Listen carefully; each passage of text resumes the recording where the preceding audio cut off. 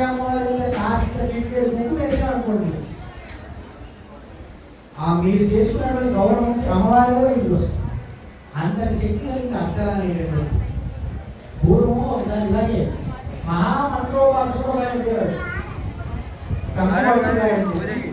మహామంత్రోపాసకుడు ఉండేవాడు. ఆంధ్ర ప్రాంతంలో ఇంకో పని లేదు. పెళ్ళయింది, పిల్లలు కూడా సంసారం కేవలం అనుష్ఠానం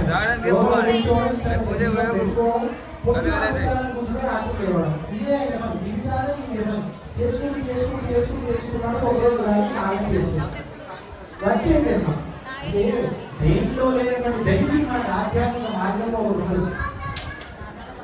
మిగతా ఏ జన్మైనా సరే మనం ఈ జన్మలోనే ఈ వచ్చే 4 పూర్తి చేసుకోవాలి. ఒక్క ఆధ్యాత్మిక మార్గంలో మాత్రం మనం ఏ జన్మలో ఎంతవరకు అనుష్ఠానం ఎంతవరకు తపస్సుకి సాపామో వచ్చే జన్మంటూ మనం కనుక ఉంటే ఈ జన్మలో మనం ఎక్కడైతే ఆపామో మళ్ళీ అక్కడి నుంచి ప్రారంభం చేసేటటువంటి ఒక సులువైనటువంటి మార్గం మన ఆధ్యాత్మిక మార్గంలో మాత్రమే ఉంది.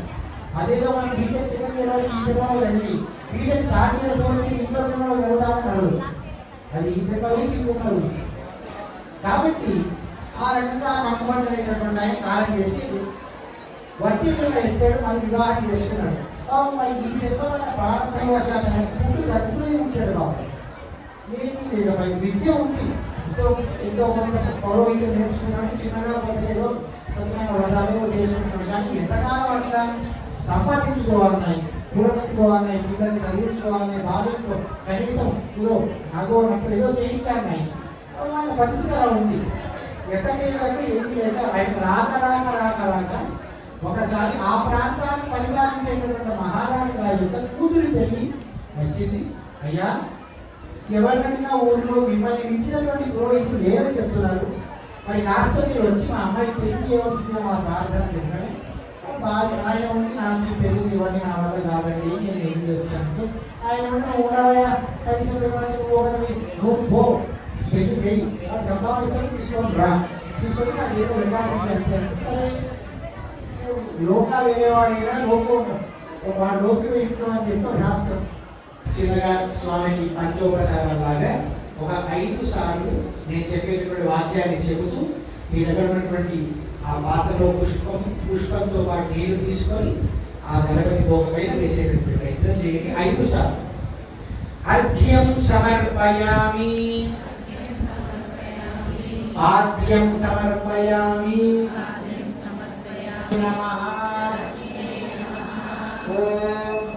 నిత్యపుష్పాయై నమః, ఓం చంద్రవదనాయై నమః, ఓం చంద్రాయై నమః, ఓం చంద్ర సహోదర్యై నమః, ఓం చతుర్భుజాయై నమః, ఓం పద్మోద్భవాయై నమః, ఓం పద్మముఖ్యై నమః, ఓం పద్మనాభ ప్రియాయై నమః, ఓం రమాయై నమః, ఓం పద్మమాలా హరాయై నమః, ఓం దేవ్యై నమః, ఓం పద్మిన్యై నమః, ఓం పద్మగంధిన్యై నమః, ఓం పుణ్యగంధాయై నమః, ఓం బుద్ధయే నమః, ఓం దీప్తాయై నమః, ఓం లోకశోక, ఓం వసుధాయై నమః, ఓం వసుధారిణ్యై నమః, ఓం కమలాయై నమః,